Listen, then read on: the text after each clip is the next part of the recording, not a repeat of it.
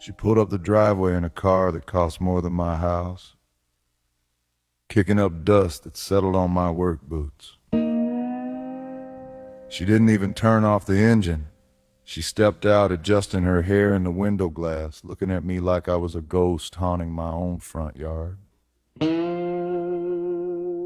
I just sat there in the rocker, watching the sun dip behind the tree line, waiting for the script I'd already memorized. The confrontation. She started in on it before she even reached the steps. She told me she knew everything. She told me he was miserable, that he stayed out of pity, that they had a connection that transcended a marriage certificate.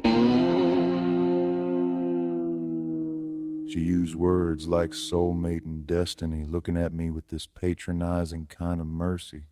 She actually said, "I'm the fool in love with the fool who's still in love with you. And it's time to let him go."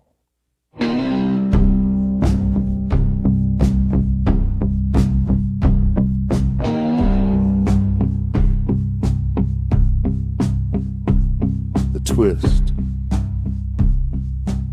I let the silence hang there for a minute, long enough for her to feel the heat of the humid air.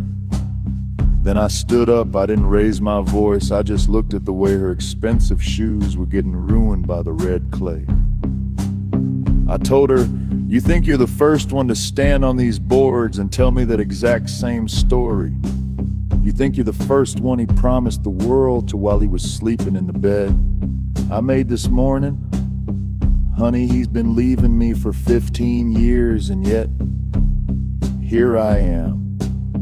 And there he is inside, probably wondering why the kettle hasn't whistled yet."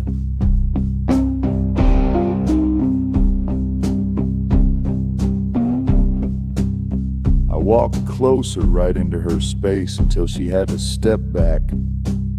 I told her the truth she didn't want to hear. He isn't a fool in love with you.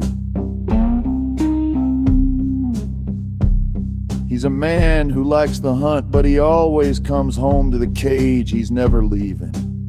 Not because he loves me, and not because he loves you. He's never leaving because he's a coward who needs a floor to walk on, and I am the only one who knows how to keep the boards from creaking.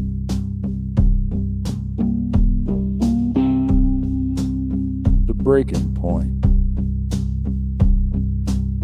The look of mercy on her face didn't just fade.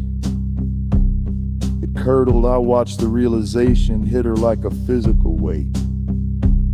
I told her to look at the garden, at how many times I'd had to replant the roses after women like her trampled them. I told her she wasn't a soulmate, she was just a recurring character in a very long, very boring play. The ending.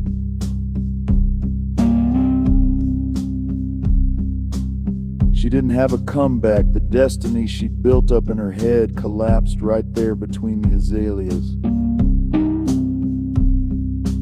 She started shaking, and then the tears came, not the pretty cinematic kind, but the ugly, messy kind that comes when you realize you've been the punchline of a joke you didn't know was being told. She turned around, stumbled over her own feet, and practically ran back to that expensive car. I sat back down in the rocker. I listened to her tire screeching all the way down to the main road. I didn't feel happy, I didn't feel sad. I just felt the weight of the silver knife in my pocket in the quiet house behind me.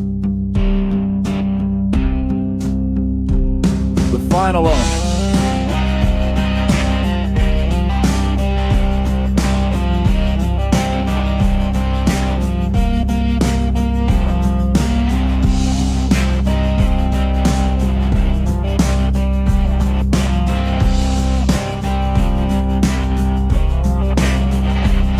When he finally came out asking who was at the door, I just smiled. I told him it was just another solicitor selling something we didn't need. I led him back inside toward the cellar door, telling him I had a surprise waiting for him downstairs. He followed me, just like he always does, just like they all do. The laugh didn't come until I heard the heavy thud of the cellar bolt sliding into place.